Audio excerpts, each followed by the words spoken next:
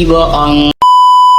Aku hanya memikirkan satu peraturan penting. Kenapa kau lakukan hari ini kalau kau bisa melakukannya besok? Hahaha. Few moments later.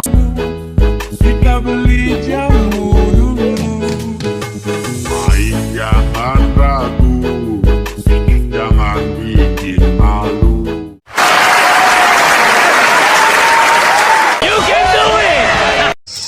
Halo guys.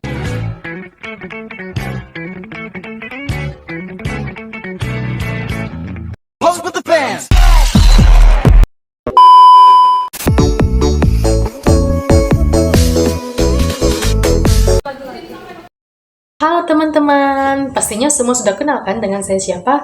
Karena sepanjang opening tadi saya sudah memperkenalkan diri. Baik, langsung saja pada tujuan pembuatan video ini adalah untuk memenuhi salah satu tugas UTS saya dari mata kuliah Metodologi Studi Islam dengan dosen pengampu Bapak Muhammad Abdul Malik MPDI. Yuk, langsung simak penjelasannya. Yang pertama, yaitu pengertian dari epistemologi Islam. Nah, epistemologi Islam itu adalah suatu cabang filsafat Islam yang mempelajari tentang hakikat pengetahuan, sumber pengetahuan, cara memperoleh pengetahuan, dan kriteria kebenaran dalam ajaran Islam. Secara sederhana, epistemologi Islam itu dapat dipahami sebagai studi tentang bagaimana kita dapat mengetahui apa yang kita tidak ketahui di dalam ajaran Islam.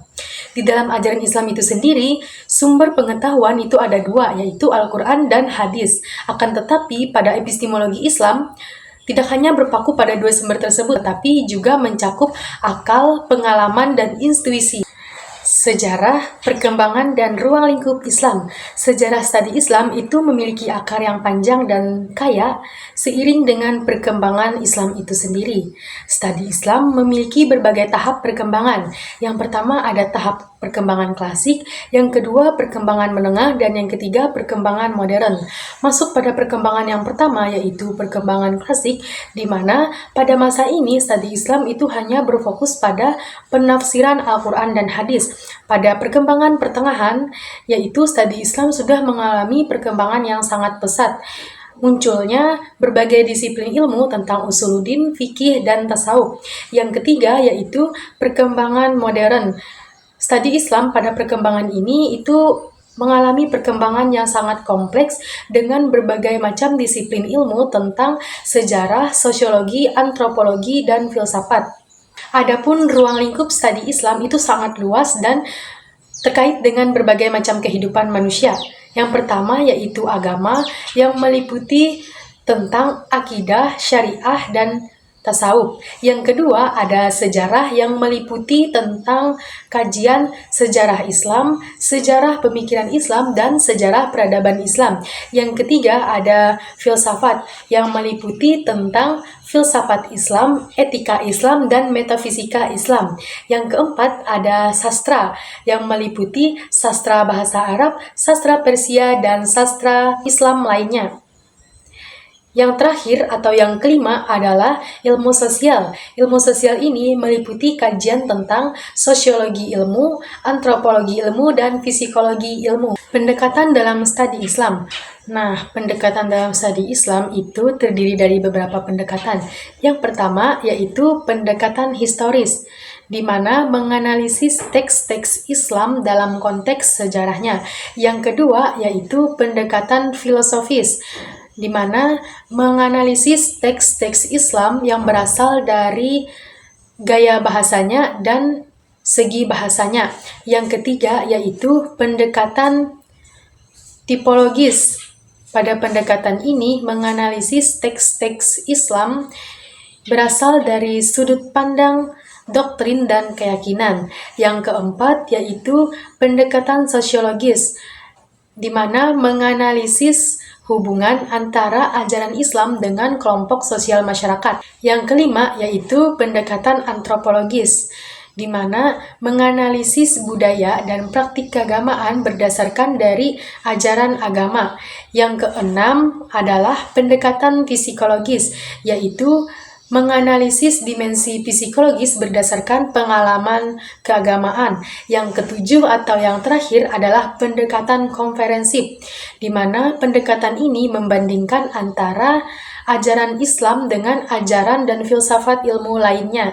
Metodologi memahami Al-Quran. Nah, terkait dengan metodologi memahami Al-Quran itu sudah ada sejak zaman Rasulullah SAW.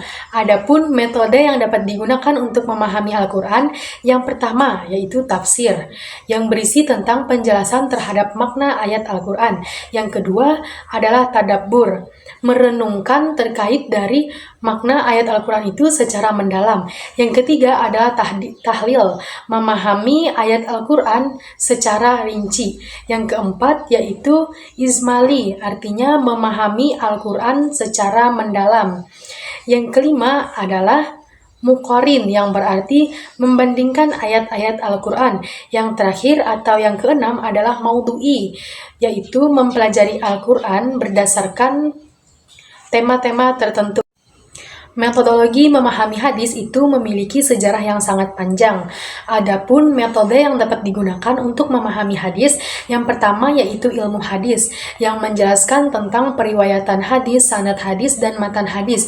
Yang kedua ada tahrij hadis, yaitu mencari hadis di dalam kitab-kitab yang berkaitan dengan hadis. Yang ketiga yaitu isnad, artinya memeriksa sanad hadis, apakah sanad tersebut benar untuk mengetahui tentang kejelasan dari hadis tersebut. Yang keempat yaitu matan, menganalisis isi hadis. Yang terakhir atau yang kelima itu adalah syarh hadis, yaitu menjelaskan makna dari hadis-hadis yang ada. Nah, itulah tadi penjelasan yang terkait di dalam mata kuliah metodologi studi Islam yang saya ketahui.